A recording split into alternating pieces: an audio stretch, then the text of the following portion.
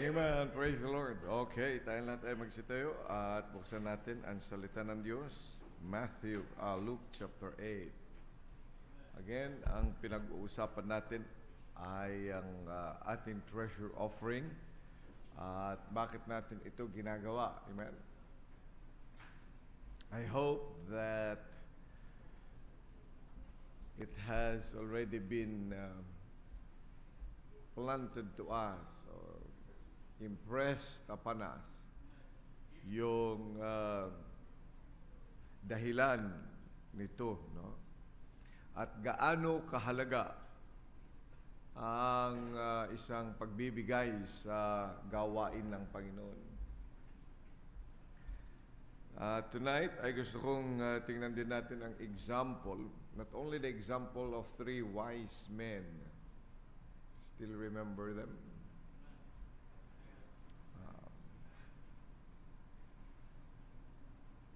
Ngayon naman ay gusto kong tingnan natin ang 3 ding mga babae. Wise men nun eh. Di dapat ngayon ay wise ladies. Sino-sino kaya ang mga yon? Si Tita Au? Luke chapter 8. Amen.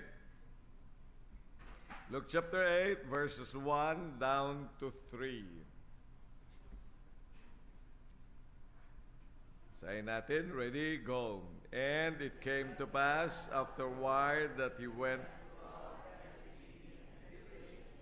preaching and showing the glad tidings of the kingdom of God, and the 12 were with him, and certain women which had been healed of evil spirits and infirmities, Mary called Magdalene, out of whom went 7 devils, and Joanna, the wife of Cusa, Herod's steward, and Susanna, and many others which ministered unto him. Okay, sinong 3 babae? Mary, Joanna, at saka si Susana. Hindi yan sa Susana Heights. Very interesting that these people ministered unto him of their substance. Tayo muna ay manalangin. Muli po, mapagpalang Diyos, sa pag-aaral po namin, patuloy kung bakit nga po napakahalaga ang pagbibigay ng treasure. Not only once, but should be a regular thing in our lives. Kaya nga po hinihiling din namin, personally bilang kanilang pastor, na maibahagi ang dahilang ito at ito nga po ang magiging pamantayan ng bawat isa sa amin pong pagbibigay. Lalo na ngayon sa aming Treasure Offering Sunday sa September 7. Dahil Panginoon, ako po'y naniniwala with all my heart that this is not just a part of a program. O dahil lamang sa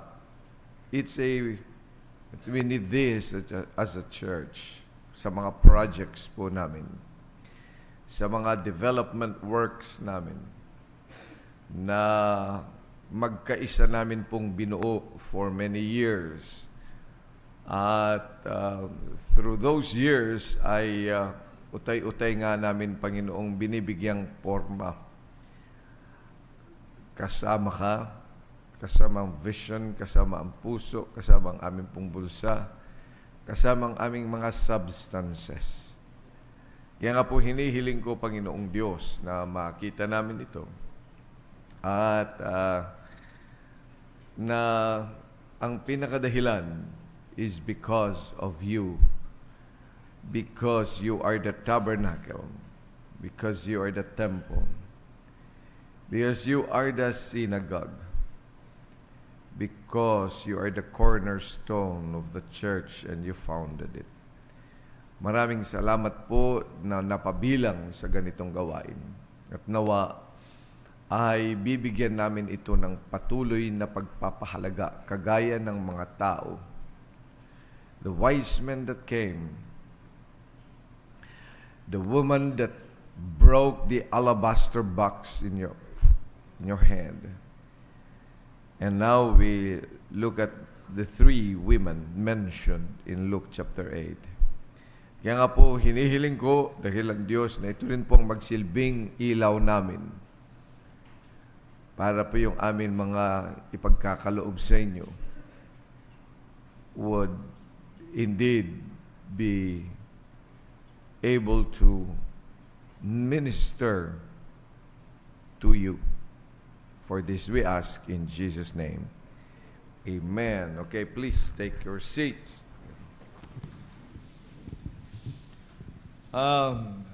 I hope na naiintindihan natin, lalo na yung mga bago, kasi marami tayong mga bago dito, no? Na sa pagbibigay sa gawain ng Diyos, we give really to the Lord Jesus Christ. Kaya anuman ang nilalagay natin sa sobre, o kaya anuman dinadala natin dito, oras man yan, talent, yung kaya natin gawin. Yung oras na igugugol mo dito, no? Na kaya oras ng pakikinig ng salita ng Diyos, oras ng paglilinis, oras ng preparasyon, oras na gugugulin mo para dalhin ang mga tao sa simbahan. Ang lahat ng yan, yung hindi oras para lang maglaro ng basketball, no? Tapos magkakasakit. May nagkasakit na dahil dyan sa paglalaro ng basketball, kaya mukhang i-stop ko na yan. Dahil lang sa basketball, hindi nakabangon ng Monday. Kasi nagkasakit. Nasobrahan daw yata siya sa laro. Matindi talaga yan eh. Kasi minsan tayo napunta din sa, punta ko sa church, pero sa totoo lang, di ka naman talaga nagsimba. You just came into the premises of the church. Pagkatapos ay nag-cellphone ka lang kasi wala kayong internet sa bahay. Di ba may mga ganyan? Ano? Ito. Pero pupunta ka doon for a purpose.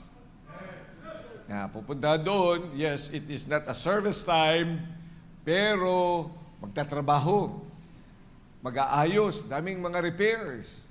Ang daming mga tatamnan dyan. Hanggang ngayon, yung landmark nung September 9, sabi nila mag-uumpisa na ng clearing. Nabasa ko yun, pinagpipray ko yun, ng September 9, 2024, ang kanilang umpisa na pagkiklearing. Ngayon, September 9 na 2025 na, hinahanap ko yan na clear. So, ibig sabihin, ibig sabihin, marami pa talagang gagawin. At kalimitan yung mga gumagawa doon, hindi naman miyembro ng landmark, ng grupo ng landmark. May mga iba, may mga full-time na nandiyan, okay? So, pag in-spend mo yung time mo yun dito, dapat talaga may ginagawa ka. Hindi lang yung para yan. Yun ang ibig sabihin nun. You come to spend your time. Now, when you come to spend your time here, you are supposed to be, the point is, it is being spent with Jesus. Amen? As the time that you sit down and listen to the Word of God, listen to songs, it is a time to listen to Jesus. Amen. Personal yun. So, also the talent that you share, yung kasanayan mo, yung kakayanan mo. Kaya mo magwalis, di ba? Kaya mong maglinis ng CR. Kaya mo yan na magpunas ng mga pinupunasan ba to?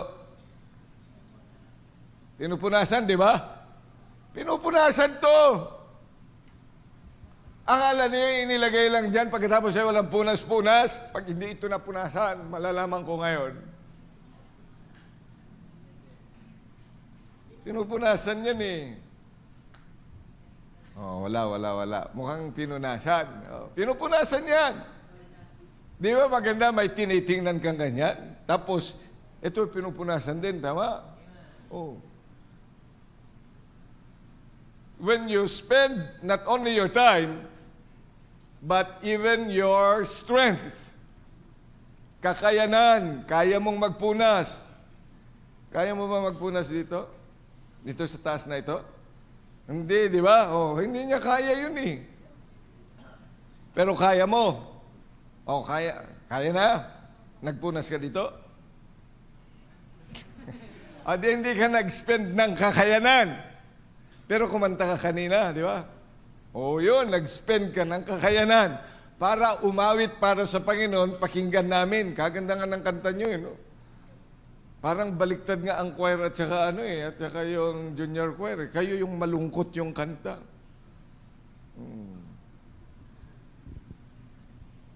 Kaya nyong kumanta ng ganun tapos nakangiti kayo.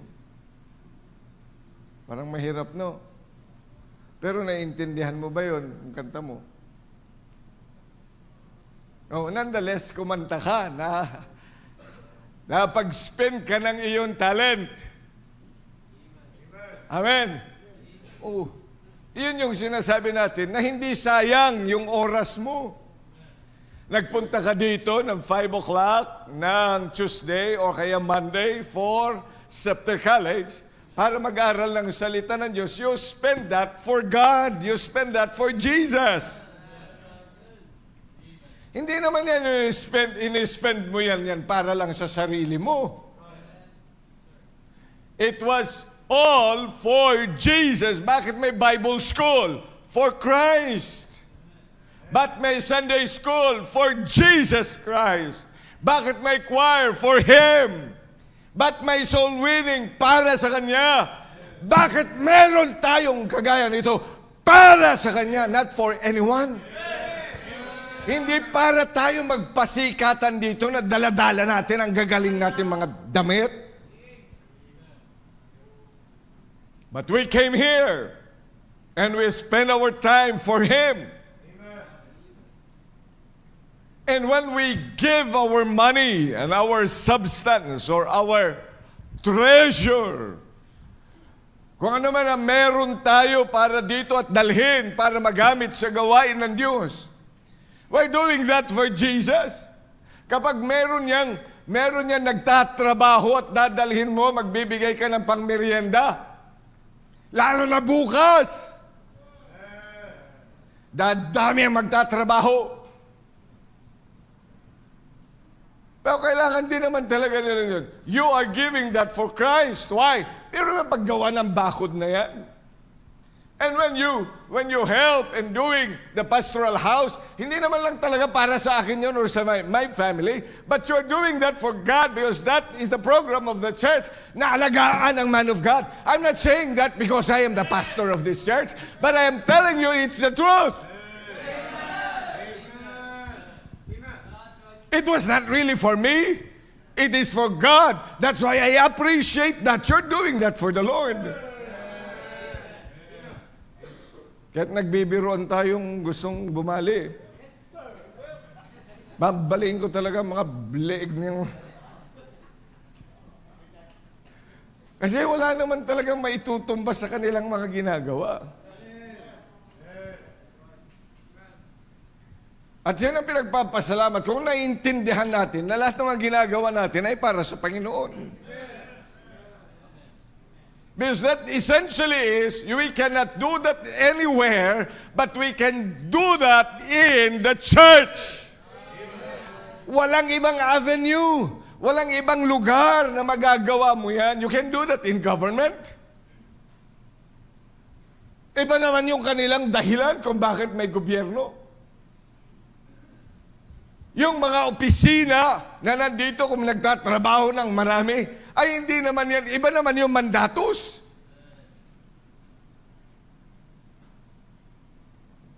Pero yan ay magagawa mo lamang sa bahay-sambahan ng Panginoon. I think you've got to make that clear. Kaya ho napakahalaga ang simbahan. Look, tingnan niyo sa Ephesians, chapter number 2. Ba't natin sinasabi that whatever you do in the church, so it's always in the auspices of the church. It's always in the realm of the church where service, real service for God, and a personal thing with the Lord is possible.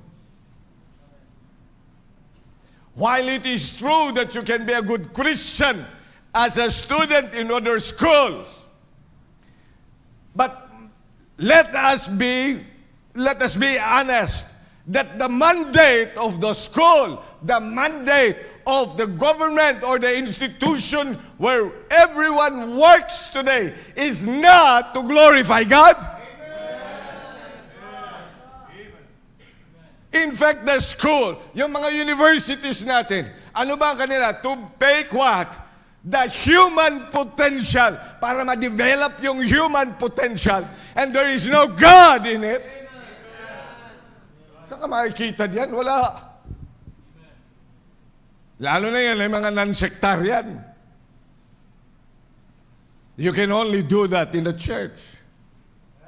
No matter how noble their causes are for humanity, hindi mo maikukumpara yan sa simbahan. Dapat yan ay maging maliwanag sa bawat isa sa atin.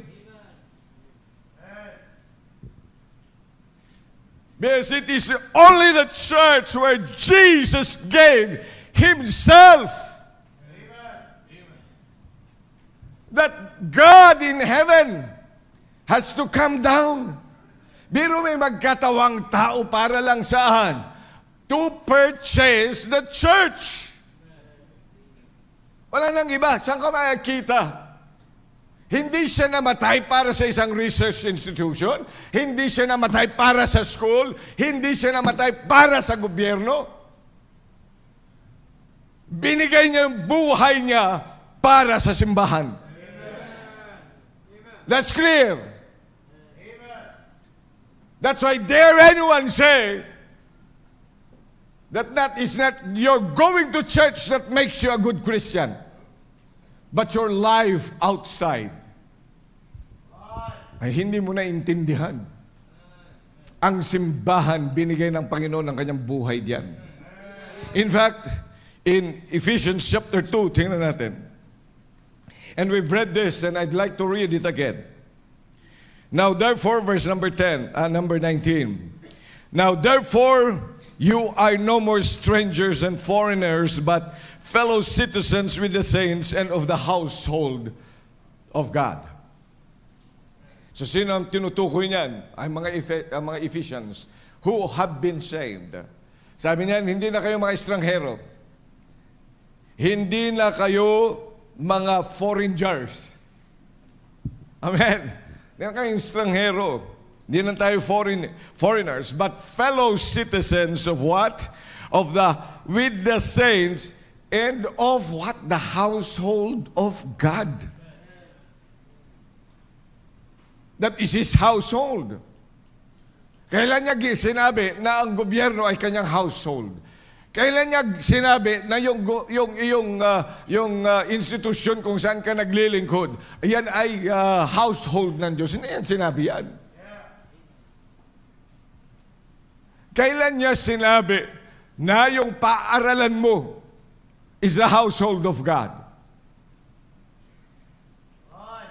Wala siyang sinabi niyan. It's only the church.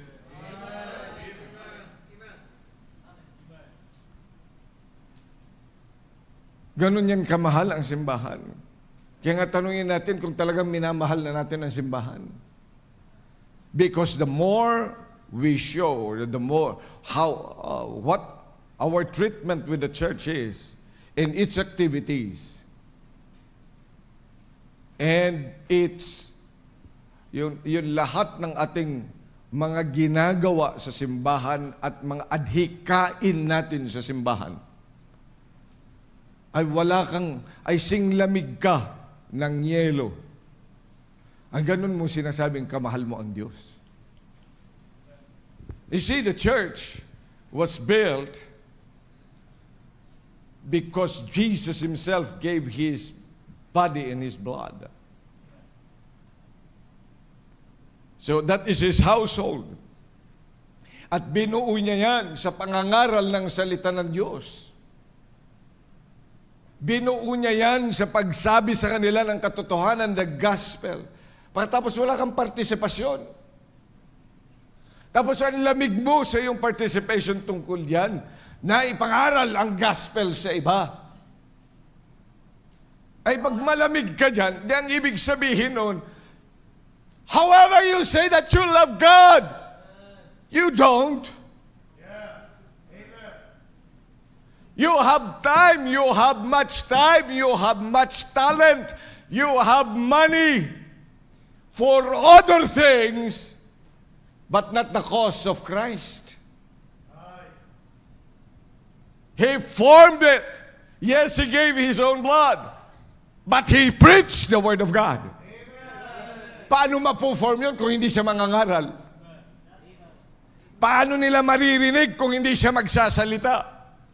Paano sila mabubuo at magkakaroon ng kongregasyon kung hindi sila susunod at hindi niya iimbitahin sila? Paano magkakaroon ng simbahan if He's not going to let them come unto me?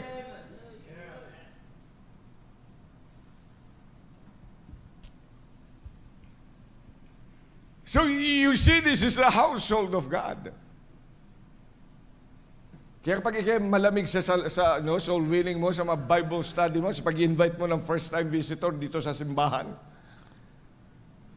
abay, isipin mo, talaga bang mahal mo ang Panginoon? Kasi ang tunay na nagmamahal sa Panginoon, nagmamahal sa Diyos.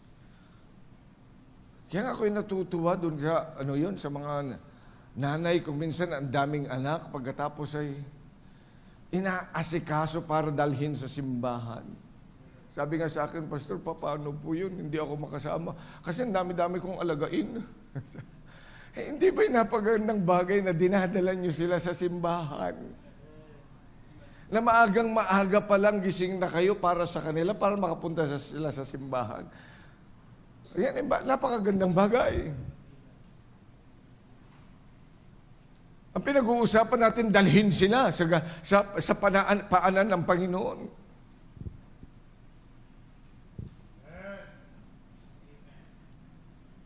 See, that's the household of the Lord.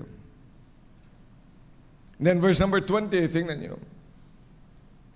And are built upon the foundation of the apostles and prophets.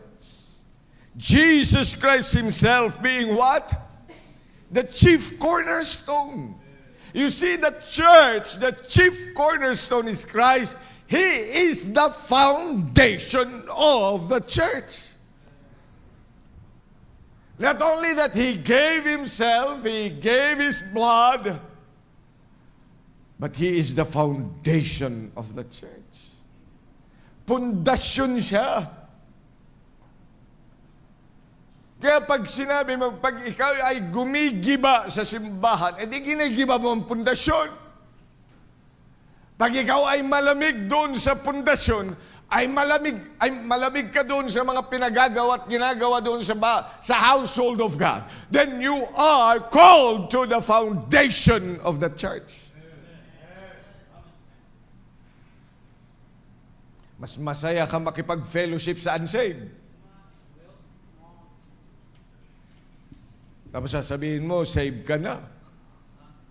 Kapag sinabi, ito mga tatay, makikipag-fellowship sa mga tatay, wa ka. Ito mga young people, kanino ka nakikipag-fellowship?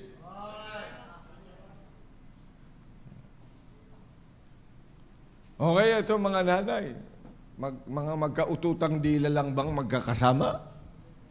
Ay, dapat mga magkakapatid sa Panginoon.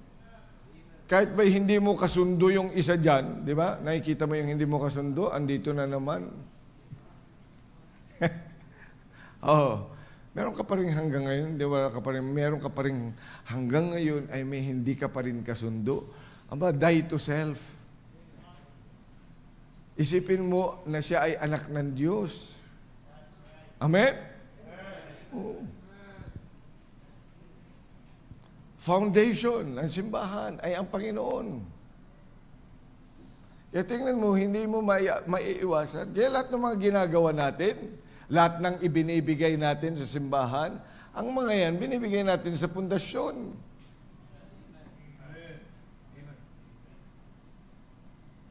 Tingnan niyo pa, sa verse number 21. In whom all the building, what? Fitly framed together, groweth unto an holy temple in the... You see?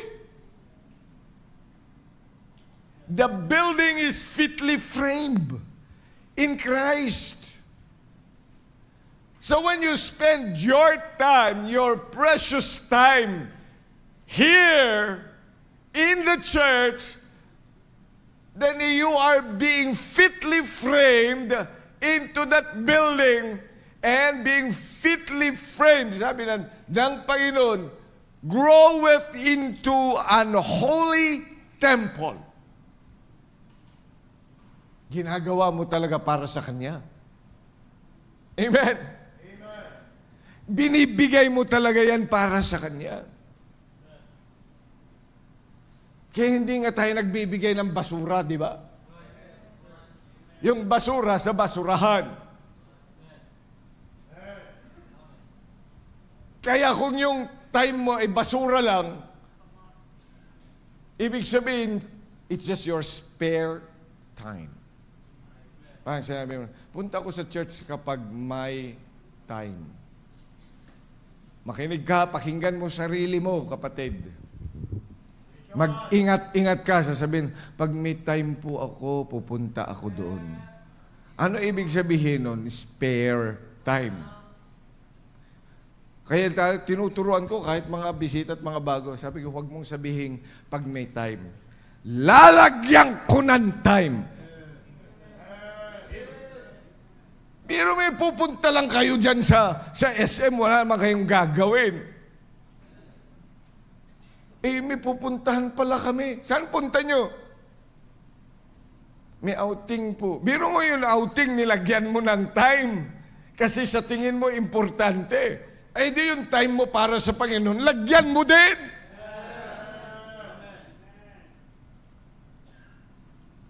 May assignment kasi kami. Baka pag may assignment, sabi ni ma'am, sabi ni sir, di ba? Nag-a-adjust tayo ng ating mga schedule. Nag-a-adjust tayo sa lahat ng mga bagay.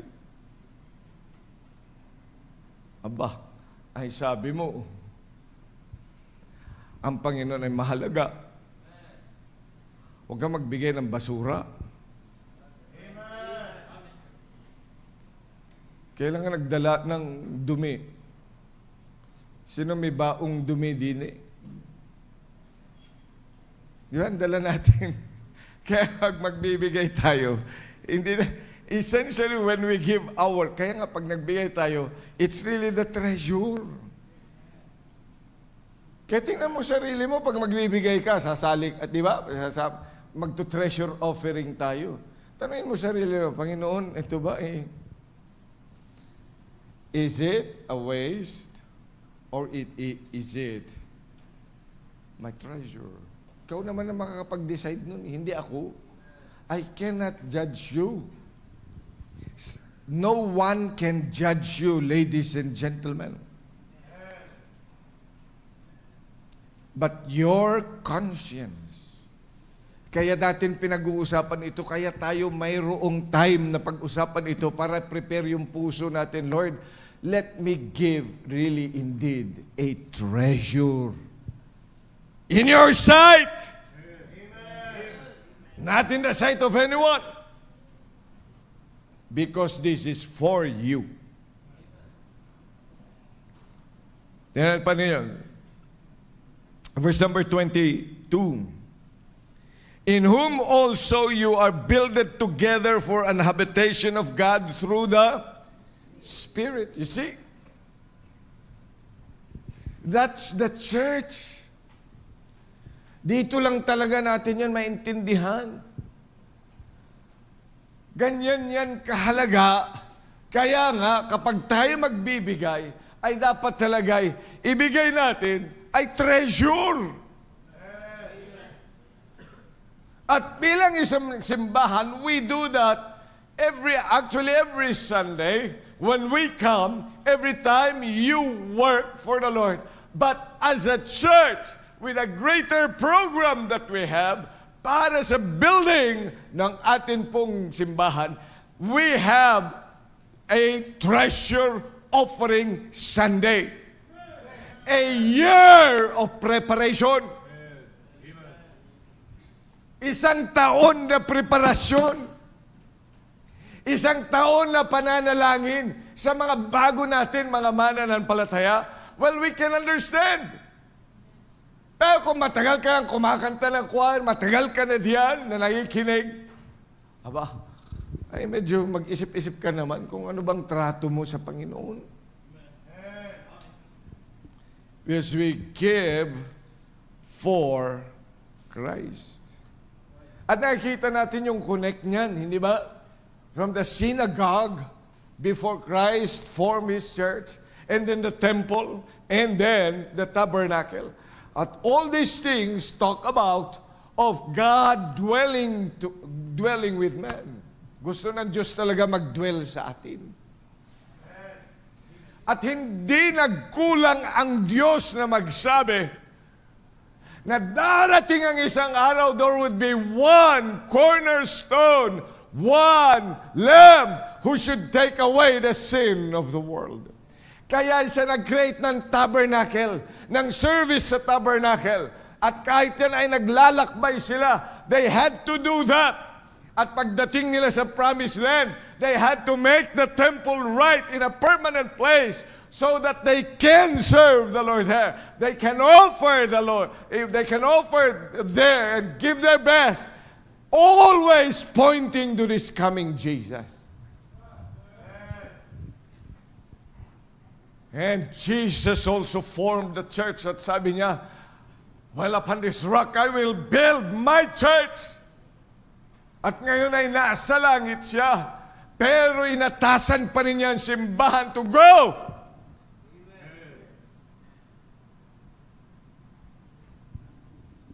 Because He is now preparing a place for us in heaven. He is also interceding with us, with the Father. Pero yung trabaho natin, gawin natin dito. Dapat na nagkakaisa pa rin tayo ng kaisipan ng ating Panginoon. Kaya nga sa paggawa natin sa mga bagay sa simbahan, it must be centered to the Lord Jesus Christ. Kaya tingnan po ninyo yung pagbibigay dito nga na ginawa, ipinakita ng tatlong kababaihan. Sasabihin ko sana, dalaga, may asawa pala dito. Mary Magdalene, Joanna, and Susana. Anong description ng Diyos sa kanilang ginagawa? They ministered unto Him. Their substance. Yung salitang ministered dyan, alam natin yan, served. Nagsaserve sila. Ano pa? Nag-attend. They attend to the needs. Ano man yung pangangailangan ng Panginoon. Ano man yung kailangan na gamitin para siya ay makapag-preach. Gamitin niya para mapagpunta sa every city and village. Dahil busy ang ating Panginoon. But being in the form of man, He has needs. At hindi niya ginagamit yung kanyang pagiging creator at that point in time. He can create.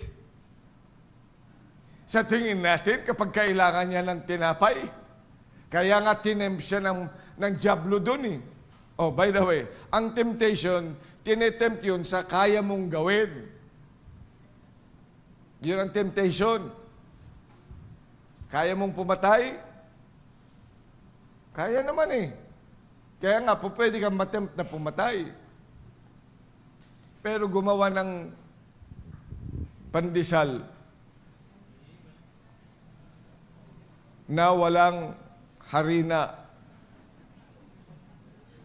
na walang asin at apoy at saka, oven.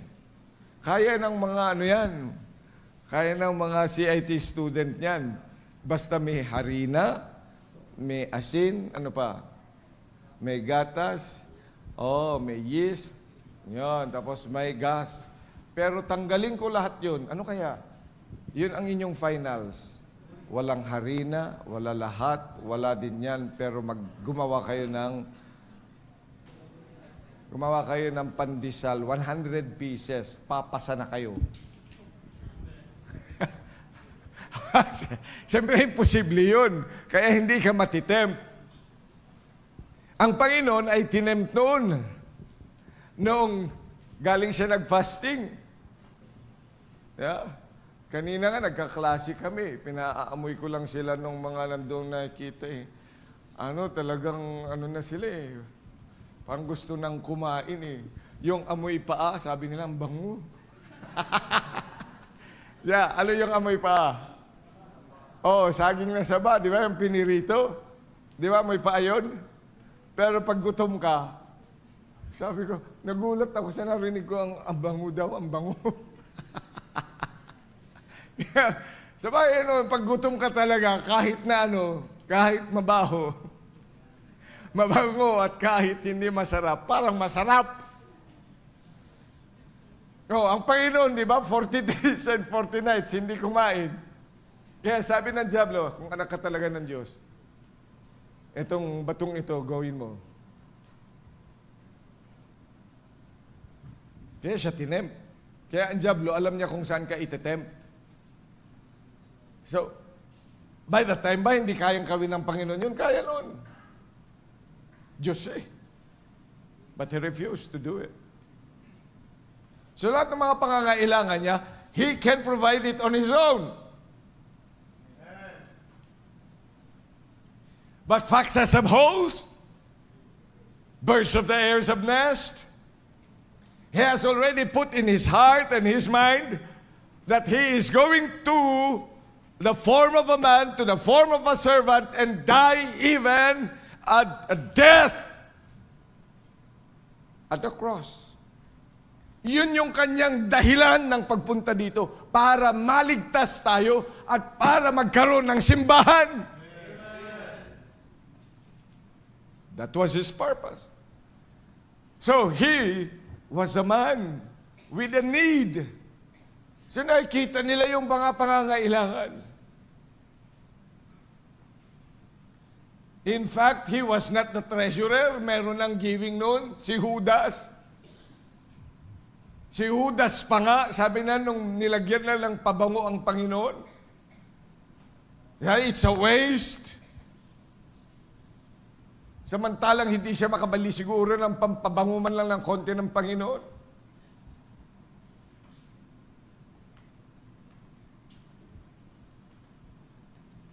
So he had needs. So they attended to, they provided the needs of our Savior. Practical service tawag natin diyan. Practical na yun eh. Minsan tayo natulong din, pero bigay mo na ito kay pastor, hindi mo naman na ginagamit. Wala namang kumakain dyan dito, pakain mo na doon. Kung minsan, maganda sana yung tulong na yan, pero masakit sa tenga. Oo nga, sa totoo, masakit sa tenga yun. Dahil hindi nyo kinakain, ibibigay mo. Di ba? Dapat, hindi ho kami kumakain yan eh. Pwede pa yun. Pero yung hindi na kinakain. Parang, hindi na, butas-butas na yung necktie na yan, bigay mo na kay pastor. Sira-sira na yung, pero sa totoo, mga 19 kopong-kopong, ganyan yun. Maraming mga miyembro ng simbahan ganun. Tayo kasi ngayon, naturuan na to love the man of God, to love the work of God. Pero noon, pambihira. Pag nakita kumain ng fried chicken ang anak ng pastor, sabi, saan na naman kinuha ni pastor yun doon sa Opering?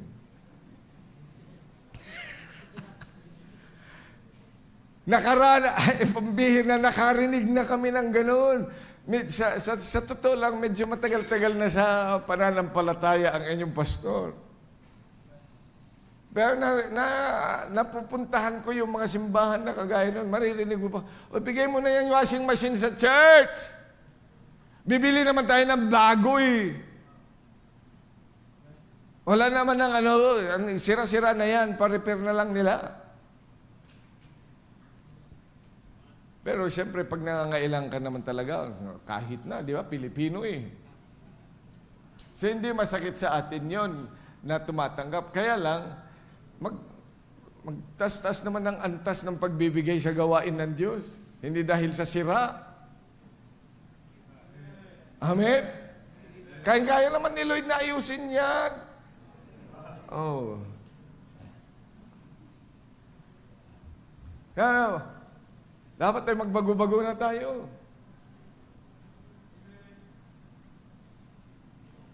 Practical service. Kaya tingnan nyo sa Hebrews chapter 6, verse number 10. Hebrews 6:10.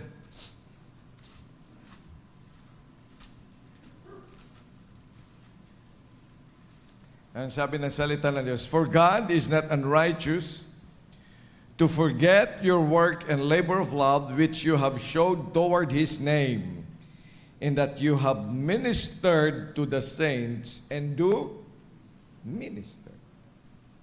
So yung mga practical service natin sa mga kapatid, pag pinamasahian mo yung isang taong walang pamasahe para makapunta ng simbahan, pag pinakain mo para makapunta ng simbahan, this is a minister or a ministering to the saints. Practical.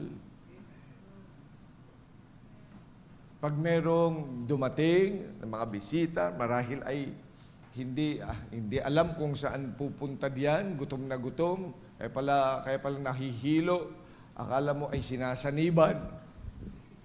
Yung pala, nung tinanong mo ba, kumain ka na ba? Hindi po. Maraming mga nagkaganyan dito. Buti na lang yung mga usher natin, marunong-runong na. Kaya, that's a practical one. Yun ang ibig sabihin ng ministered. So, hindi sila magbibigay ng mga bagay na, hindi talagang, hindi magagamit na, o kaya basura na. No? Amen? Yan ang sa gawain ng Diyos. Kaya nga dapat talaga mga gamit sa gawain ng Panginoon ay dapat lang na hindi namang pang-personal yan, kundi para sa mga miyembro ng simbahan. Amen? Oh. And then, of course, yung word na substance. Yung substance na yan, diba, yung word is possessions, property, goods, or wealth. So yun yung mga properties nila. Pinagagamit nila yun. Kaya nagpapasalamat sa members ng church na to. At kahit nga kung minsan hindi pa miyembro, bahay nila, ipapagamit nila, no? Tapos dudumihan lang. Tapos siya pa rin maglilinis para lamang mapagturo sa mga bata. Kaya na-appreciate ko yun eh.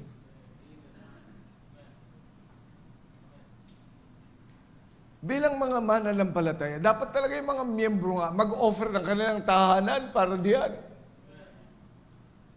Yung mga sasakyan na ginagamit para pansundo. Although ang simbahan ay bumibili ng mga sasakyan para diyan, hindi rin naman pang-personal yan, kundi para sa simbahan.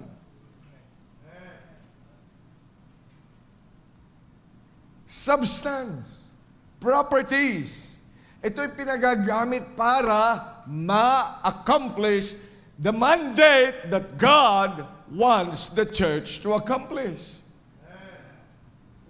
So hindi tayo yung paglilingkuran, kundi tayo ang magbibigay ng mga bagay so that we can advance the kingdom of the Lord.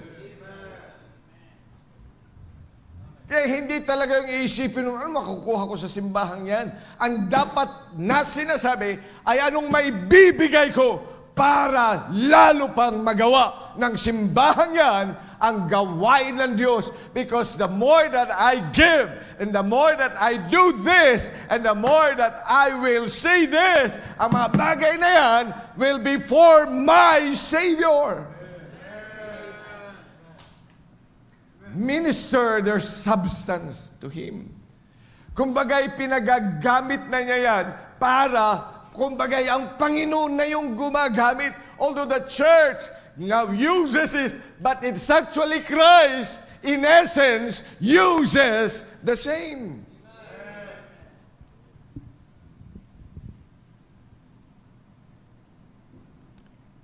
Pero gusto kong medyo mas profound pa yung pagkaintindi natin, hindi lamang yung sa substance, not only it's our possessions, properties, goods, and wealth. Pero gusto kong sabihin sa bawat isa that it is that which sustains our life. Yung bang para masustain yung klase ng buhay na ating ini-enjoy, yun ang actually yung substance. Ibig sabihin, yun yung tinatanggal sa'yo. Pagkatanggal sa'yo, part of that which sustains your life, na binibigay mo sa Diyos, yun yung substance na totoo. Kasi marami, kaya nga yung iba sasabihin, nagbibigay naman ako ng pera dun eh. Tanong, was it really to sustain your day-to-day life o yan ay mga excesses mo? Nakuha niyo ako? Di ba kung minsan, kaya ka nagbibigay kasi excess sa'yo. So, hindi yun substance mo. Excess eh. Ang strictly speaking, what substance means is that which sustains your life. Yung buhay mo sa araw na ito at tatanggalan ng bahagi, yun yung totoong substance mo. Pero yung sobra mo, hindi mo yung substance. Ang substance mo lang, yung kailangan mo.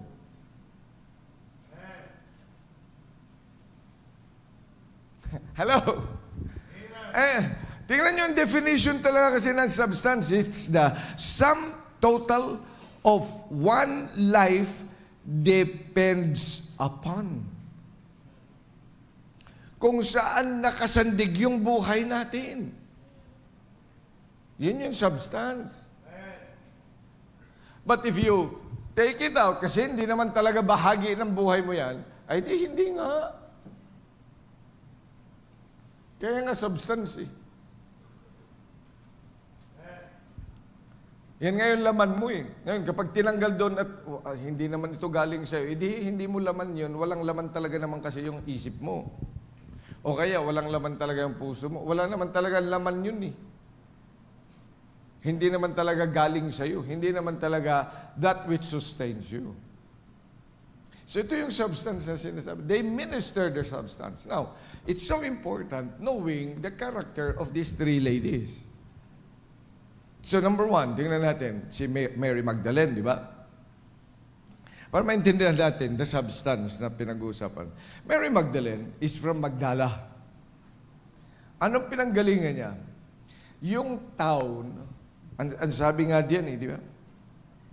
Dinescribe siyang maigi sa verse number 2. Has been healed of evil spirits and infirmities. May evil spirits na, may infirmities pa. Mayroon pa siyang mga physical infirmities.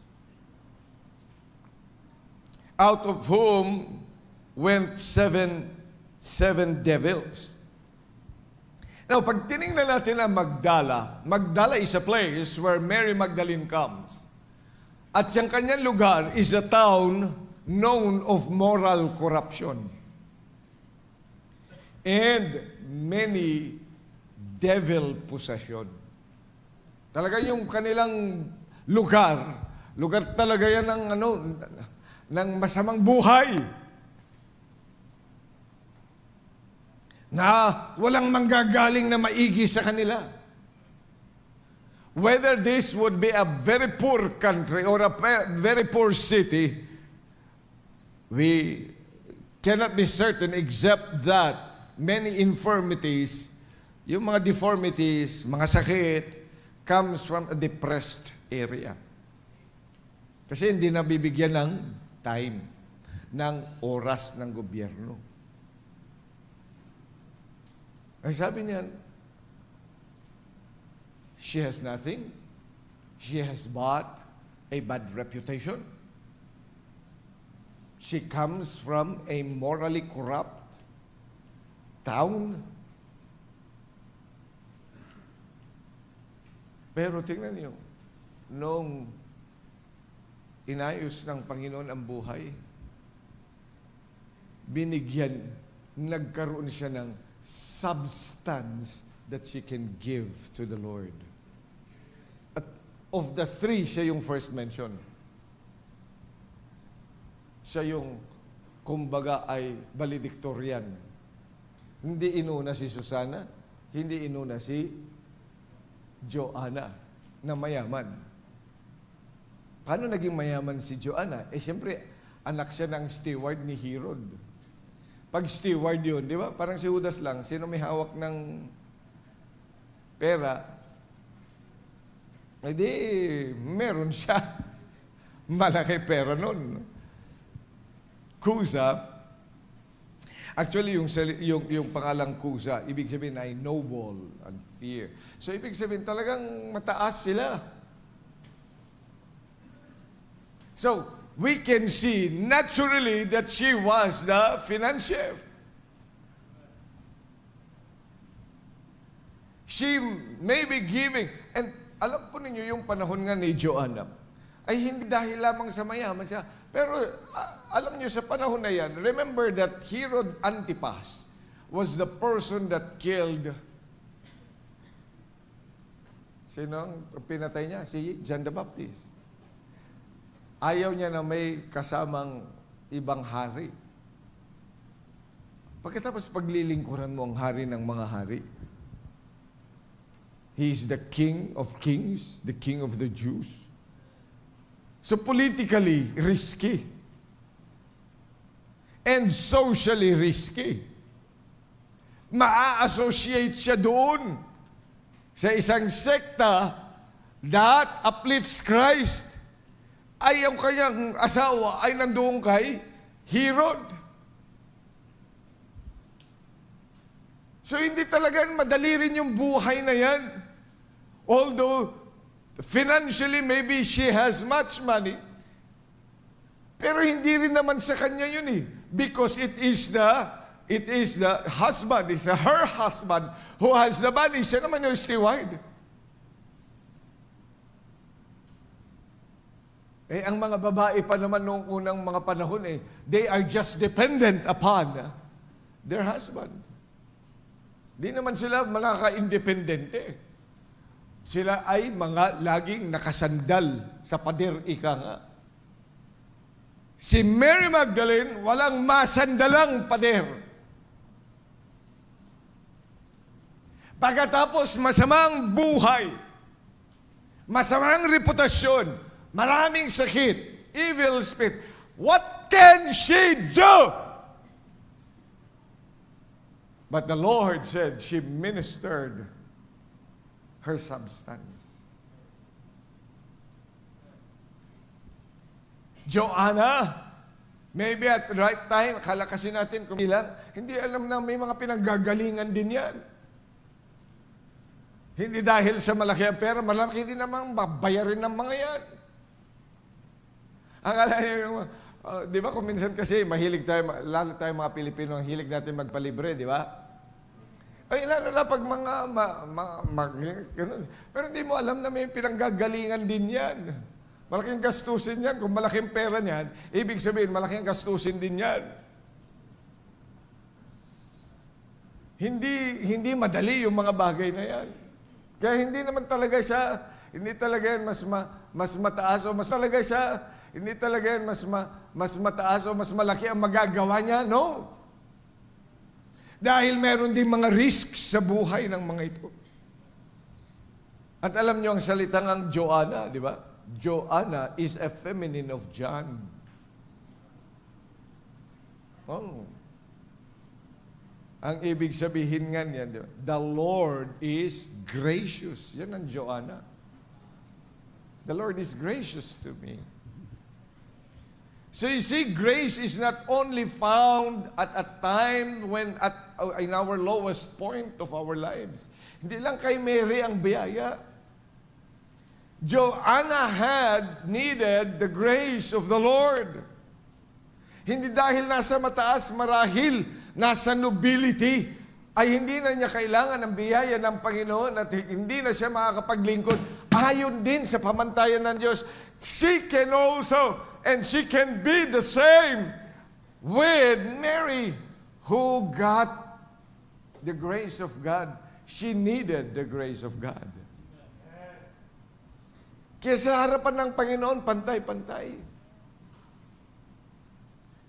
And then Susana, ano ibig sabihin ng Susana? Wala na yan, minsan lang nabanggit ang Susana. Pero alam niyo, pag sinabing Susana, it means lily. Lily, delicate, beautiful, needing care. Yan ang ibig sabihin ng lily. Ngayon, sa salita ng Diyos, tandaan natin sa Song of Solomon, ano sabi? Chapter 2, verses 1 and 2. Sino yung lily of the valley? Jesus Christ. He is the lily among the thorns. He is the lily from among the ugly creatures. Jesus Christ is the lily.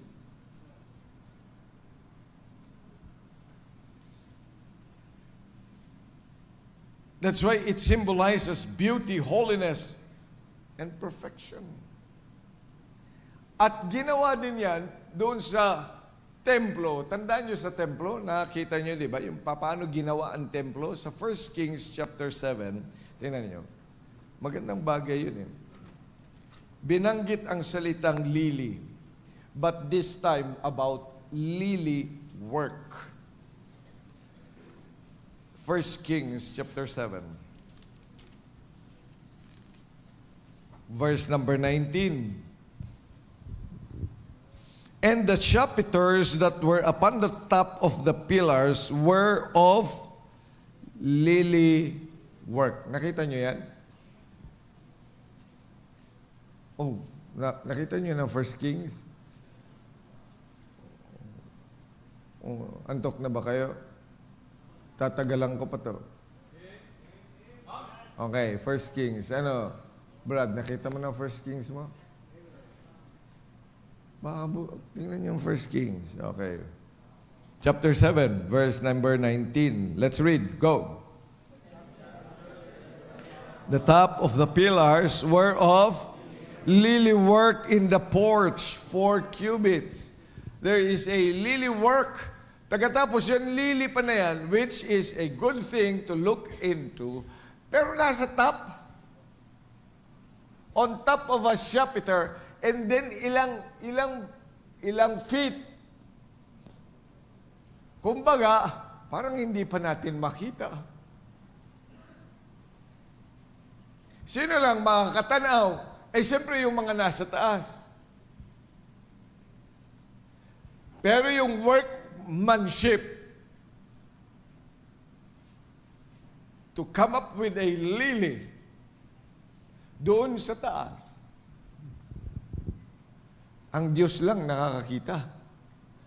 Ang tao lingid sa Kanya. Yung napakagandang bagay na yan. No wonder, minsan lang nabanggit ang Susana. Tapos wala pang pagkakakilanlan. Except that, ano sabi? Tingnan nyo.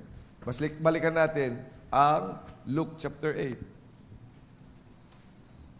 And Susana. Wala na, no? Si Mary Magdalene, 2 beses ang description.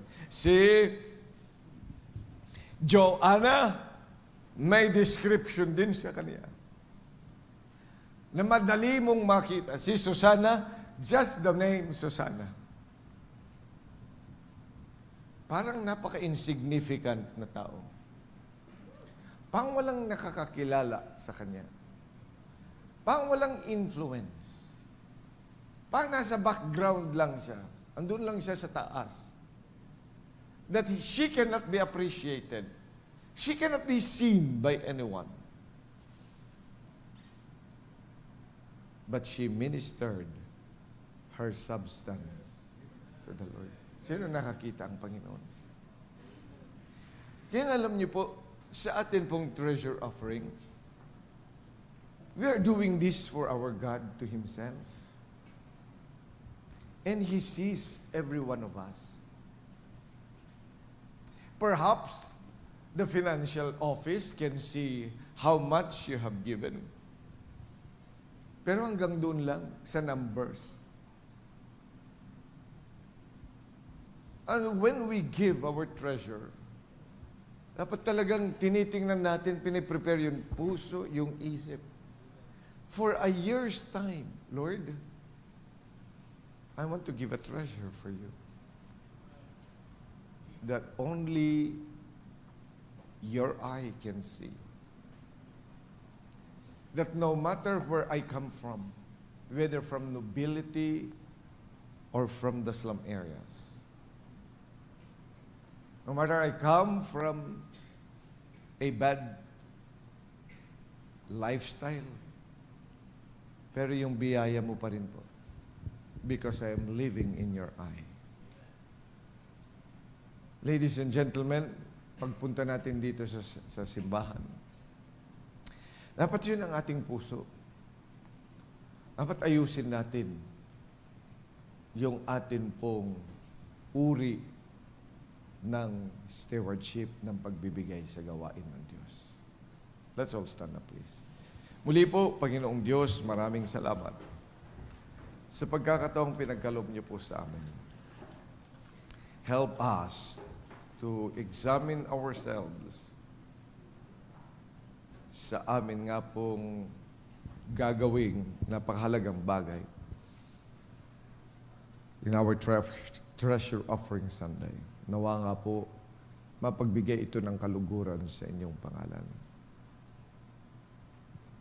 Help us to do it according to your word.